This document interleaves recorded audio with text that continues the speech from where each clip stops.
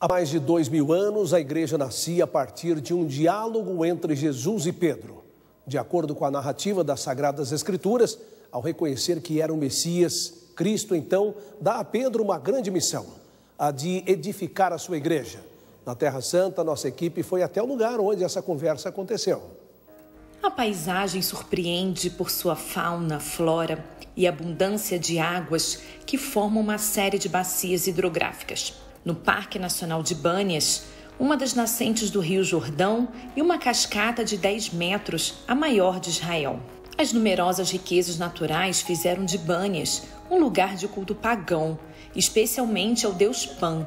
Daí surge o nome do local, Pânias, e do qual derivou Banias, no árabe, já que a língua não possui a letra P.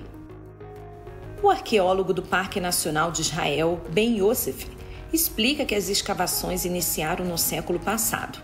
Em 1988, foram encontrados resquícios das épocas romana e bizantina, descobertas arqueológicas e testemunhos de diferentes períodos históricos, como a Batalha de Banias, quando o atual território da Terra Santa ficou sob o domínio dos Seleucidas. 30 anos depois, a tentativa de introduzir os costumes da cultura helenística fez instaurar a revolta dos Macabeus. A cidade viu acontecer perto de 200 a.C. uma grande guerra de povos vindos da Grécia, uma guerra entre a casa dos Seleucidas e a casa dos Ptolomeus. Após essa guerra, a cidade foi conquistada pelo Império dos Seleucidas. Muitas construções foram iniciadas e algumas delas em honra a deuses da cultura helenística, como Pan. Na era helenística, momentos de prestígio da cidade. Aqui, Herodes ergueu um templo ao imperador César Augusto e, antes de morrer, dividiu seu reino entre os 3 filhos. Banias foi destinada a Filipe, que a estabeleceu como capital de seu reino e com o nome Cesareia de Filipe, para distinguir de Cesareia Marítima, na costa do Mar Mediterrâneo. Durante o seu domínio, a região se desenvolveu econômica e culturalmente. Moedas foram cunhadas e templos, casas de banho, teatros e outros edifícios públicos construídos. E para o cristianismo, um importante fato na região.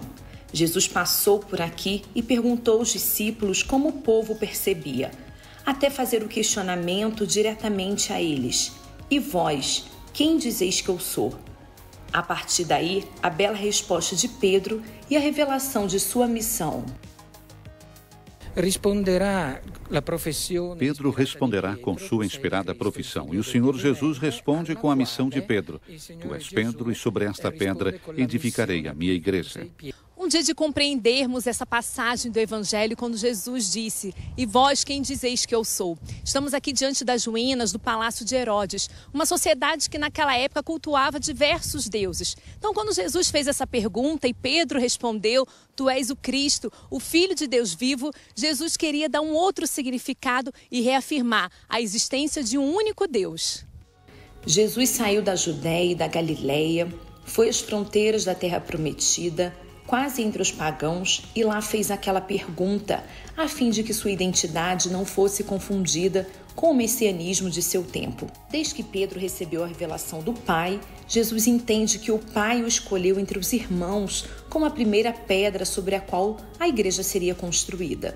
O Senhor Jesus desejava que sua identidade de Messias não ficasse confusa e queria saber como as pessoas e os pagãos o identificavam. Ou seja, seria uma igreja aberta, uma identidade aberta de Jesus e uma identidade de Pedro, da igreja muito aberta. Esses 2 temas, a divindade de Cristo e o primado de Pedro, são hoje os termos de debate e de diálogo ecumênico entre as confissões cristãs e do diálogo interreligioso com outras confissões religiosas. O sítio arqueológico está localizado nos pés do Monte Hermon, nas colinas de Golã, já nas proximidades da fronteira com a Síria e o Líbano. Quem visita tem a oportunidade de ver as ruínas de diferentes épocas, antigas estruturas palacianas, um velho moinho de água ainda em funcionamento, a gruta de Pan e ainda tocar as refrescantes águas do rio Hermon.